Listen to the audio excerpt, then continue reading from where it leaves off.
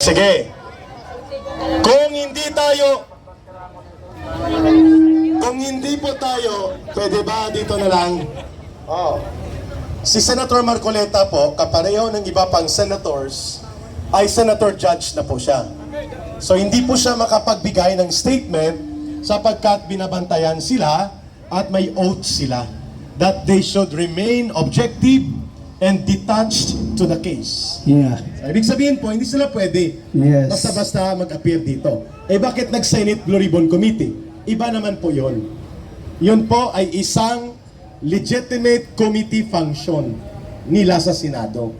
Pero ang public assembly, kagaya nito, at magbibigay siya ng political speech, hindi pwede Hindi po. pwede. Ayos? So, dahil nandito na rin po tayong lahat, magprograma na tayo. Okay ba? Okay na tayo? Okay na? Kasi itaas na natin at nakabuti rin. Dahil nang si Senator Marcolita ay lumapit na rin kayo. Yes. Tayo'y magkalapit, ngunit magkalayo minsan. Yeah. Ang batang ito. Ayos! Go!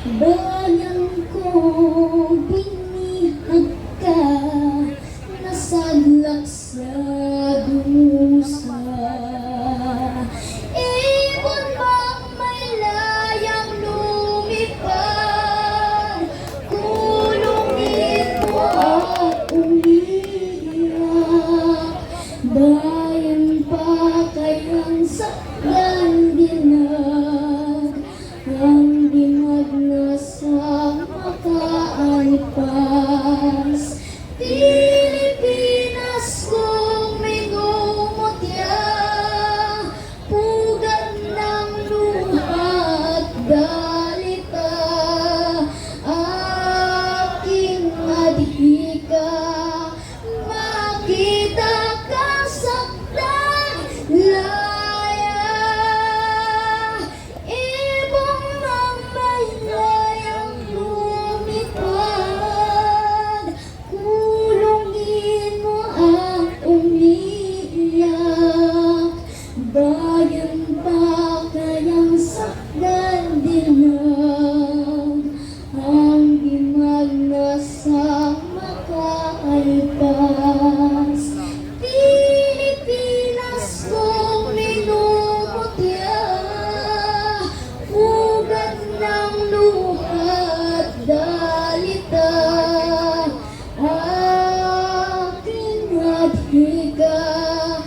Makita kang sakdang laya.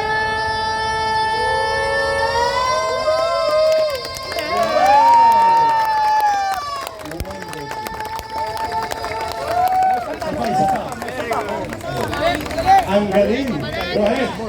Tagalay mo sa bagis ng iyong paghayo, ang pangako ng walang hanggang bukas. Tabaw man sa'yo, hapdi ng puso, aabuti na ang pangarap, at ang bunga ng wagas mong pagsisikap. Pagunlad itong bayang iniiyak,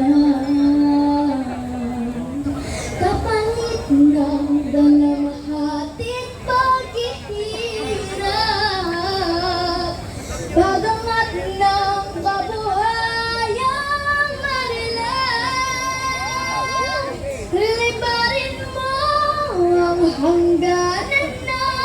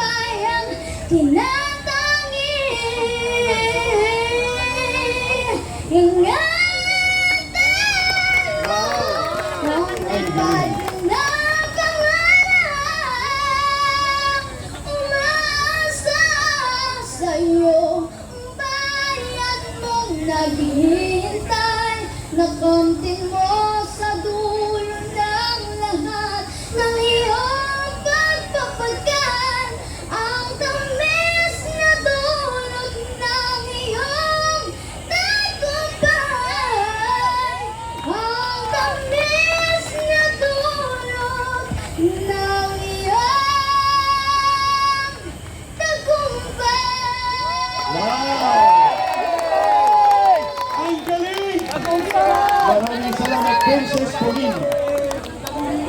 Ang galing, ang galing. Oo, kita nyo? O, ito na, microphone.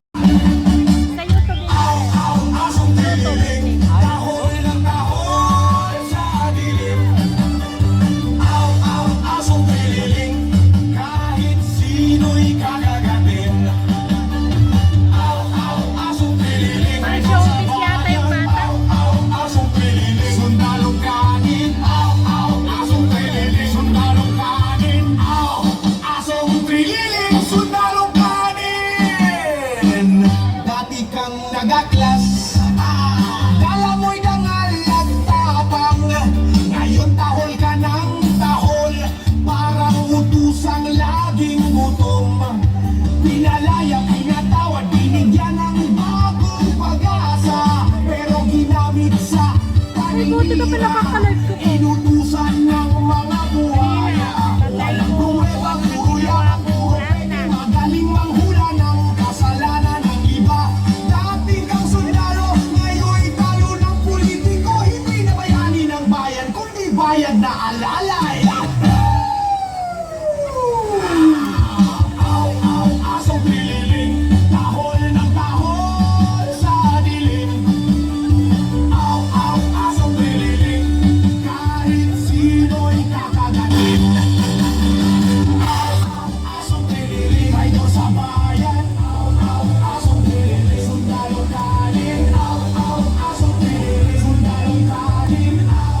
Asong pililing, sundalo kanin. Akala mo'y tagapagtanggol ng bayan, yun pala tagapagsalita ng mga buhaya. Basta't may kamera o mikropono na hawak, may bagong target na sisiraan. Kung sino ang para sa bayan, siya'y bibirahin ng walang laban. Puro question, puro akusasyon, nakakatawa, parang script ng teleserye. Ang bida lagi siya, tapos lahat kontrabida. Asong pililing, tahol. BBM lang tayo kahit bahana sa kaliwat kanan. Kasalanan nito ni Duterte, hindi ng Marcos lang. Kahit walang nagawa, grabe achievements, pero puro posters lang palang improvements. Sa tuwing may kritisismo sila'y nagwawala, laging sabi BBM is the best, sumingot the best. Mga loyalistang bangag, bilib na bilib sa amo nilang adik. Mga loyalistang bangag, may mata pero bulag sa katotohanan. Mga loyalistang bangag, hay na hay sa propaganda. Mga loyalistang bangag, may sariling mundo kasama bangag nilang presidente. Sabi nila, he's not a weak leader, super strong, pero halos lahat ng kabinet mas sumaas ng boss. Pag may kontrobersya, relax, orchestrated dito. Pero bakit parang pamilyar ang modus na to? Krimen tumataas, hindi totoo yan. Korupsyon kaliwat kanan, hindi namin nakikita, fake news yan. Parang teleserye na hindi matapos-tapos, pero high na high pa rin daw kahit talo sa ratings. Mga loyalistang bangag, bilib na bilib sa amo nilang adik. Mga loyalistang bangag, may mata pero bulag sa katotohanan. Mga loyalistang bangag, high na high sa propaganda. Mga loyalistang bangag, may sarili mo kasama bangag nilang president. Scroll lang ng scroll parang walang hanggan. Share ng share kahit mali ang laman. New golden era kahit di limang nakikita, may filter kasi ang mundo nila. Hashtag dito, hashtag doon, pero bakit wala pa rin pagbabago ngayon? Mga loyalistang bangag, bilib na bilib sa amo nilang adik.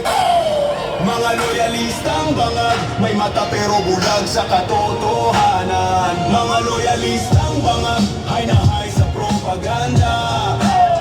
Mga loyalistang bangag, may sariling mundo kasama bangag nilang presidente. Kung may kilala kang ganito, huwag ka nang magulat. Sa social media sila nagkakalat, pero sa dulo iisa lang ang mensahe ng awit na rito.